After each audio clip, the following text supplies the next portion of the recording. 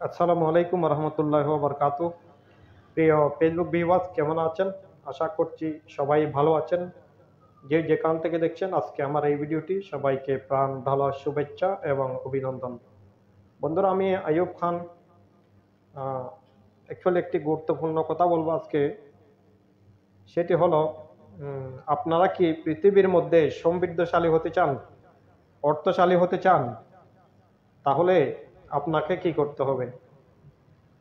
তো আমি বলবো, অ্যাকচুয়ালি সবার আগে আপনাকে পৃথিবীতে বিনিয়োগ করতে হবে।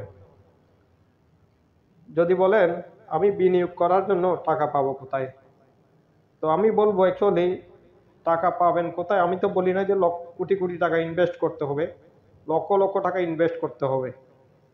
ঠিক আছে, আপনি ছোট থেকে ছোট ব্যবসা করুন।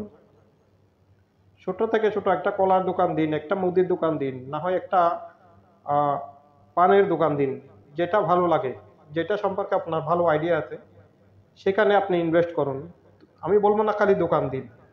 ঠিক আছে, সঠিক জায়গায় কিন্তু আপনাকে ইনভেস্ট করতে হবে, না হলে পয়সা কামানো অনেক কঠিন ব্যাপার। কিন্তু ইনভেস্ট না করলে কখনো টাকা আসবে না।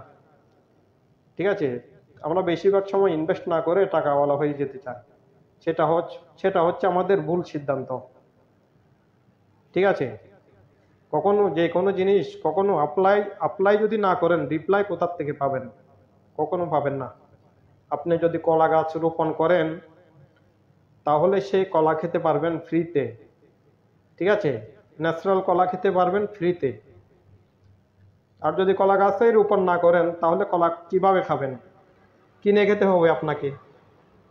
ঠিক আছে, তো সমৃদ্ধশালী হওয়া যাবে না, কিনে খেলে তো টাকা চলে যাবে। সেই জন্য আপনাকে সঠিক জায়গায় টাকা ইনভেস্ট করতে হবে সমৃদ্ধশালী হওয়ার জন্য। আর না হলে বর্তমান যুগে, বর্তমান সময়ে আপনি যদি 1 লক্ষ টাকা বেতনের চাকরি করেন, হ্যাঁ,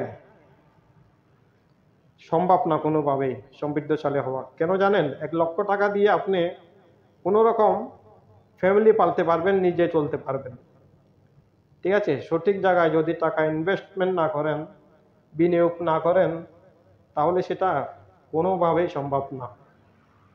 তো আমি বলবো সঠিক জায়গায় ইনভেস্ট করুন, ছোট্ট থেকে ছোট্ট ইনভেস্ট করুন। হ্যাঁ, তো ভালো কিছু হবে, ভালো কিছু করতে পারবেন পৃথিবীতে। ঠিক আছে, না হলে টাকা কখনো আসমান থেকে পড়বে না, টাকা রাস্তায় পাওয়া যাবে না। টাকা আপনাকে এখান থেকে বুদ্ধি দিয়ে কামাই করে নিতে হবে। ঠিক আছে, তো আজকের জন্য এতটুকু। সবাই ভালো থাকবেন। আল্লাহ হাফেজ, সালাম আলাইকুম।